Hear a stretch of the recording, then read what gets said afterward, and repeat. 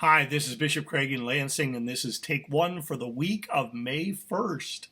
Peace be with you. We begin to gear up for Synod Assembly this week. Synod Assembly is on the 14th of May, and so this Tuesday evening we have a Zoom forum to talk about resolutions, and I think there is one resolution and a memorial.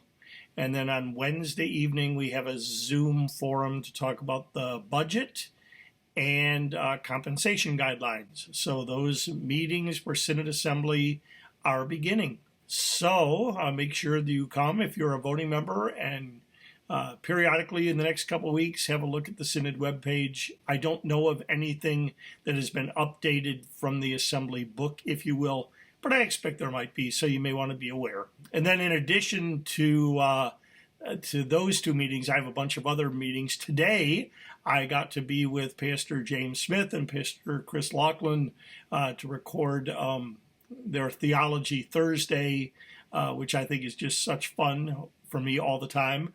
This one is on the creeds, so when that comes available, I'll try to post a link so that if you're beyond the regular audience, you can know about that. Tomorrow, Pastor Sprang and I have a meeting to talk with a pastor about the congregation, which we're excited to do. On Wednesday is staff meeting. I'm having lunch via Zoom with interns from Trinity Seminary or an internship cluster or something like that. But it'll be great to talk to seminary interns and have lunch, even if it is on Zoom. Then our disabilities task force meets in the afternoon. So I have a full Wednesday. On Thursday, it's a meeting of the Conference of Bishops on Zoom, and I'm hoping that by then I will be up north because it's supposed to be a nice weekend, and I would like to spend a couple days by the lake. So that is what my week looks like.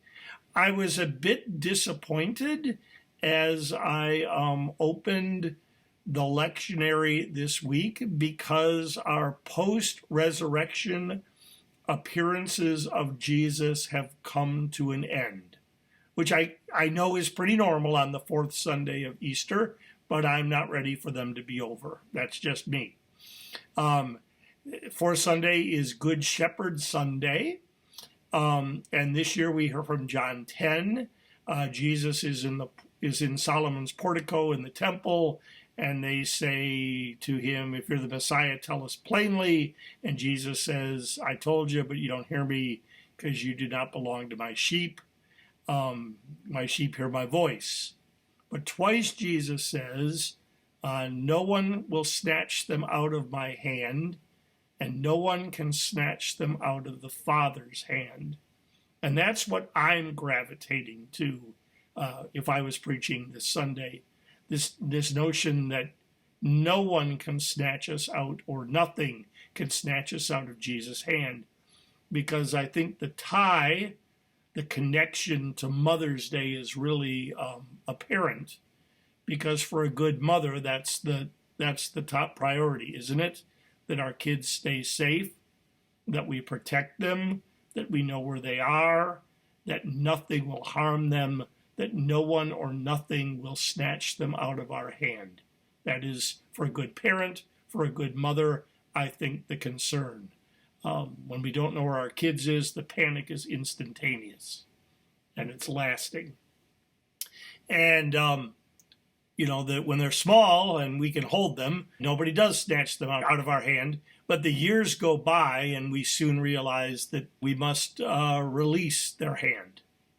And if we've done it right, they must go off on their own and grow up. I have said repeatedly that whoever came up with the idea that it is a good idea to take your kid and their stuff to a college and drop them off is crazy.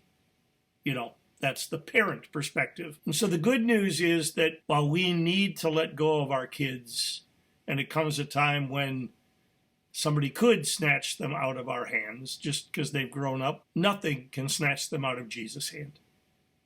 So Jesus is with them, protecting them, caring for them, even when we cannot be. I preached that at a baptismal sermon that was dear to me about 30 years ago, that Jesus would be with the child even when the parents could not. And so that's the good news that I'm finding in this reading on this fourth Sunday, Good Shepherd Sunday, is that even when we can't protect people like a good mom, Jesus can, and nothing will snatch them out of Jesus' hand.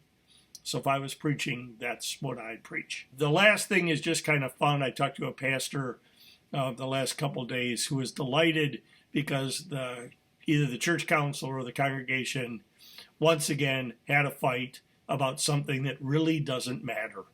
And that was really insightful for me. It's like, yep, so much of the fighting we've had to do in the last 2 years is for stuff that really does matter. It's kind of good to get back to bickering about stuff that in the end really doesn't matter. I had somebody say to me a little while ago, when do we get back to fighting about what the Bible means?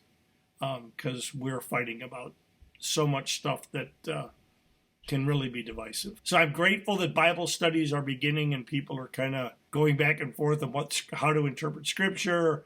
It's fun that communities are coming together again and trying to figure out stuff that's not so vital. The pandemic is not over. We're still hearing about congregations where Uncle COVID is coming to church. And I guess we're going to have to figure out how to live with it. When I put on my robe, I still stuff a mask in the pocket. And off and on during the service, it is on my face. And I don't expect that ever to change. But that's just me. So even the pandemic will not snatch us out of Jesus' hands. And whatever happens to the church, that will not snatch us out of Jesus' hands. That's good news. And I hope you can find a way to make it true for you. I'm Bishop Craig. This is Take One. Peace be with you. Take care.